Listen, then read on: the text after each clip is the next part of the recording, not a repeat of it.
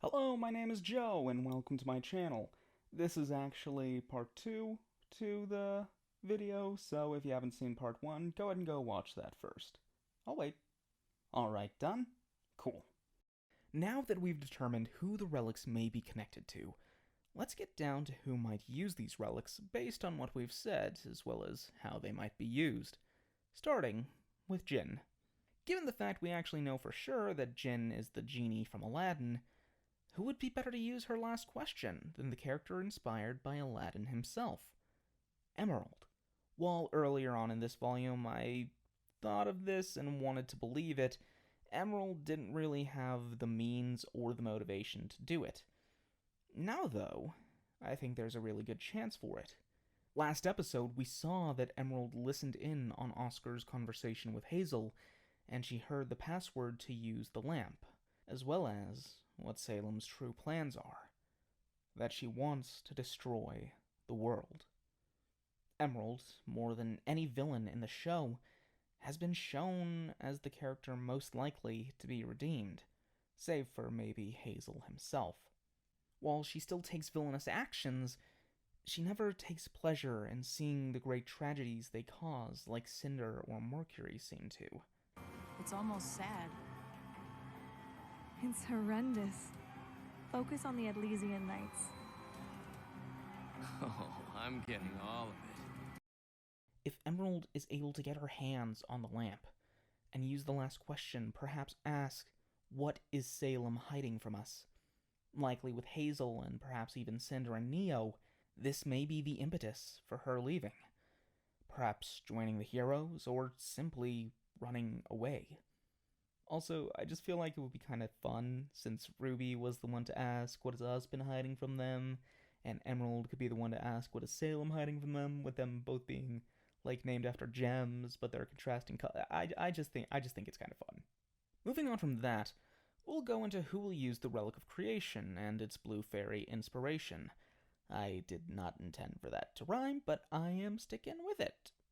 Now, what I believe will happen is that Penny will die. I don't want Penny to die. She's my second favorite character in the show.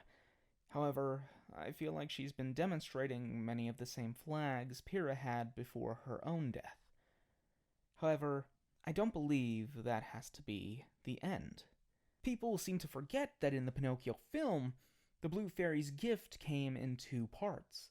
The first, bringing the wooden puppet to life, would be the equivalent of Freya giving Penny the Maiden powers. The second was at the end of the film, after Pinocchio shows bravery and a good heart, but sadly dies. In the face of his proven goodness, the Blue Fairy brings him back, this time as a truly real boy. Picture this. Penny has died, her core crushed by Cinder, in her attempt to take the Maiden powers. Our heroes have retrieved the Relic of Creation, but Atlas was already sent crashing to the ground. Pietro, in a moment of need to save the one thing he cares for above all else, takes the staff and summons the entity within, begging them to bring Penny back. The entity reveals that they can recreate her body, but a soul is beyond even them. Pietro was prepared for this, though, and sacrifices the last shreds of his aura, his very soul, to give his daughter life one last time.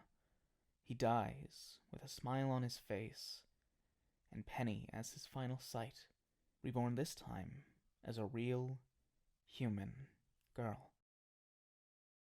I don't know. I think it would fit, and I think it'd be kind of neat. Let's move on to the Relic of Destruction. Since this is the relic we know the least about, this will definitely be more speculation and spitballing than the others, but let's try anyway. As we said, this relic will likely hold some character like Merlin within it, but what's more important than that is it will likely be based off of Excalibur. Now, given this idea, there are a few different options for who could wield it. One suggestion I've seen put forth was that Jean might be the one to use it, given he is the character most associated with using that style of sword. We've obviously seen Crow use his giant buster sword, but Jean is the one that uses the standard knightly longsword. Personally, while I think this would be really cool, and Jean is my favorite character, I'm not sure if it would actually happen. Jean can, in many ways, be likened to Wart in The Sword and the Stone. They both want to train to become warriors, but lack any real talent. Cardin and Sir Kay are pretty similar when you think about it, and they even both have redheaded, love interests? Anyway. Still, despite the similarities, Jean is primarily based on Joan of Arc, not King Arthur. If the theory of Jean being related to the King of Vale is true, I could see it as connecting to Arthur being the secret son of Uther, but that's another theory I'm not so sure about. I may go into it in another video, but, I do have another idea, though. What is one of the most well-known traits of Excalibur?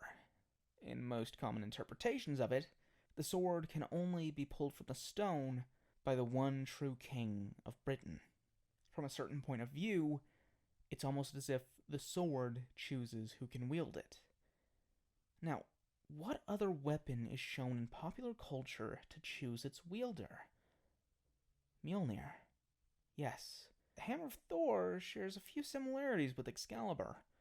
And who is our Thor analog within the show? But Nora Valkyrie.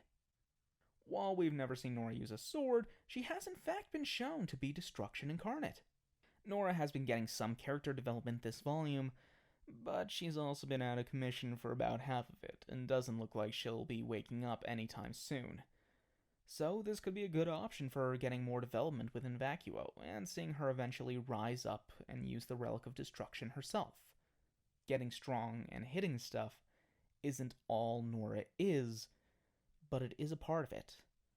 This could be the chance to take that part and ramp it up to 11. One thing that I really don't want to see is honestly just a random character based off King Arthur and Vacuo being the one to primarily use the relic, or being the only one to use the relic. While I would like to see a character based off King Arthur, I think it would be better to have that character maybe be the Summer Maiden, or maybe just be a red herring. Someone who's like, oh, this character is based off King Arthur, it's definitely going to be them who use the Excalibur equivalent in the end, but it turns out that perhaps they die, or Cinder steals their powers if they are in fact the Summer Maiden, and they aren't able to use the relic, then leaving it to Jean, Nora, Oscar, maybe even Weiss or Blake to use the blade. Finally, we have the Relic of Choice, and I believe this will be the last relic we find. While pretty much all of the relics, as well as the Maidens, have been set up as Chekhov's guns, the Relic of Choice has been given an extra level of attention. By all rights, Salem should already have it. The school protecting it was destroyed, and her minion has the Maiden's powers, but she can't find it. Let's just say I made finding the relic at Beacon a bit more challenging than at the other schools. We were also told in Crow's description of humanity's origin that choice was the most important gift the gods gave them. This last great creation would be given the power to both create and destroy. It would be given the gift of knowledge so that it could learn about itself and the world around it. And most importantly, it would be given the power to choose. To have free will to take everything it had learned and decide which path to follow. Vale is the kingdom this whole journey started in, and it will likely be where it will end. We also know what this relic actually does, or at least we have an idea. We've seen in The Indecisive King, one of the stories in the fairy tales of Remnant, that it gives visions of a choice the user will have to make in the future. So, who will use this vastly important relic? I feel like you can already figure it out based on how I discussed it earlier. It's Cinder. I think Cinder will use it. I've seen some suggest that Salem is done with Cinder, that she's going to cut her loose, perhaps even leave her to die and replace her. I don't think this is the case. Before Salem was introduced, Cinder was portrayed as being the big bad of the show, the one controlling Roman and the White Fang, the mastermind behind the whole plot. While this was revealed to not be the case, I don't think the show would have a villain with such a deep personal connection to our heroes be gone before the show ends. No, I think it'll go in a different direction. I think that by the end of this volume, Salem will have begun hemorrhaging followers. Watts likely won't make it out of Atlas. Emerald and Hazel are likely to have left or betrayed her in some way. Mercury and Tyrion are in vacuo, and Neo doesn't seem to have any interest in working for her.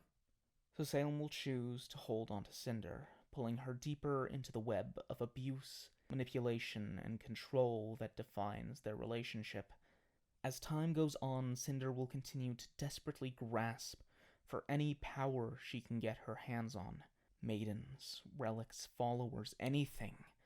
Finally, she will obtain the Relic of Choice, the relic Salem had been trying to get since the very beginning. She will do as she always has, and grasp for power, using the relic, and she will be shown a choice to defy Salem, truly work against her, and, in the end, die by her hand, or to continue serving as what she has been since she was a child, a helpless slave of a stepdaughter.